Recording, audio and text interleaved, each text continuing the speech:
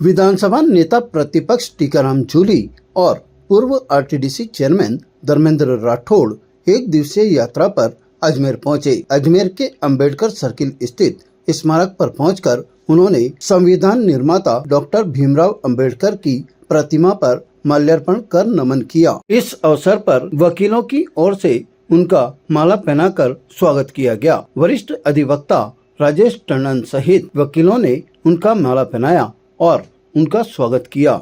इस अवसर पर टीकाराम जूली ने मीडिया से बातचीत करते हुए एक बार फिर ईवीएम पर सवालिया निशान खड़े किए। उन्होंने कहा कि महाराष्ट्र और हरियाणा में उन्हें पूरा यकीन था कि कांग्रेस की सरकार बनेगी।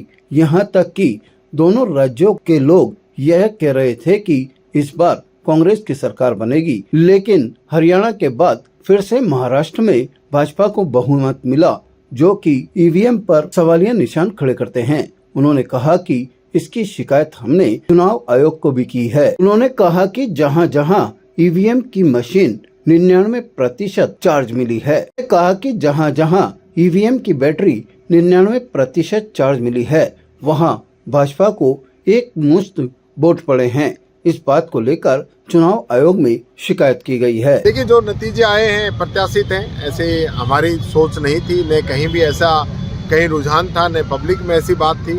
दूसरा झटका हमको लगा है। इसी प्रकार से हरियाणा के अंदर भी बच्चा कह रहा था, मीडिया कह रहा था, सर्वे कह रहा था, लेकिन परिणाम हमारे अनुरूप नहीं आ पाए। हम महाराष्ट्र की भी और हरियाणा की भी तह तक जा रहे हैं, गहराई तक जा रहे हैं। ऐसे क्या कारण है? चुनाव आयोग के सामने भी हमने शिकायतें दर्ज कराई है। इस पूरे मामले को हम पूरी स्टडी करवा रहे हैं। ईवीएम को लेकर कुछ कहना चाहिए?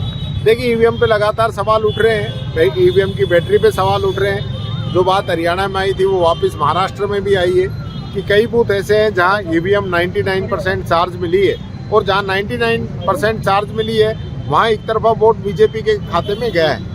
तो उसको भी हम दिखवा रहे हैं। उसकी जो शिकायतें हमने चुनाव आयोग को भेजी है। टीकाराम जूली ने भाजपा पर निशाना साधते हुए कहा कि जब से देश में भाजपा की सरकार आई है, तब से संविधान को कमजोर करने का काम किया जा रहा है। साथ ही संविधान को कमजोर करने के नारे दिए जा रहे हैं, और जो लोग संविधान की प्रतियां जलाते हैं, उनके साथ भारतीय जनता पार्टी की सरकार खड़ी हुई है। हमारे पड़ोसी देश जितने भी हैं, चाहे पाकिस्तान हो, अफगानिस्तान हो, श्रीलंका हो, बांग्लादेश हो, सभी जितने भी देश हैं, उनके अंदर ऐसा मजबूत लोकतंत्र नहीं है।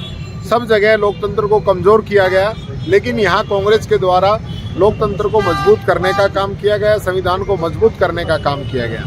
लेकिन पिछले समय से, जब से भारतीय जनता पार्टी की सरकार दिल्ली के अंदर आई है, लगातार संविधान को कमजोर किया जा रहा है। संविधान को खत्म करने के नारे दिए जा रहे हैं। जो लोग संविधान की प्रतियों को जलाते हैं, उनके साथ बीजेपी खड़ी होती है। और अब की बार 400 पार, संविधान को बदलने की जरूरत है, इस प्रकार के नारे भारतीय जनता पार्टी लगातार देती रही है। और यही नहीं, जो इस देश की स्वायत्त शासी संस्थाएं हैं, ईडी है, इनकम टैक्स है, सीबीआई है, इन सब का दुरुपयोग करना, चुनी हुई सरकारों को गिराना, इस प्रकार का लगातार आपको पूरे देश के अंदर देखने को मिल रहा होगा।